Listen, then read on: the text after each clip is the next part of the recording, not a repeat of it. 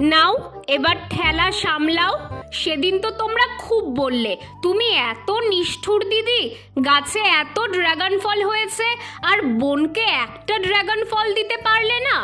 আমিও ভেবে দেখলাম বোনের যখন ইচ্ছে হয়েছে বান্ধবীদের ড্রাগন ফল খাওয়াবে, একটা দেওয়া উচিত আমার। তাই আজ ও যখন স্কুলে যাচ্ছিল ওকে ডেকে বললাম, নে তোর যেই ফলটা ইচ্ছে ছিঁড়ে বান্ধবীদের জন্য নিয়ে যা।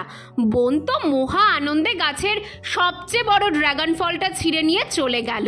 কিন্তু এদিকে বিচ্ছুটা সেই খবর পেয়ে স্কুলে যাবার আগে ছুটে এসে বলছে, মোমো তুমি ওর বান্ধবীর জন্য ড্রাগন ফল দিলা, আমাকেও একটা ড্রাগন ফল দাও, আমিও বন্ধুদের খাওয়াবো, নয়তো আমি স্কুলেই যাব না।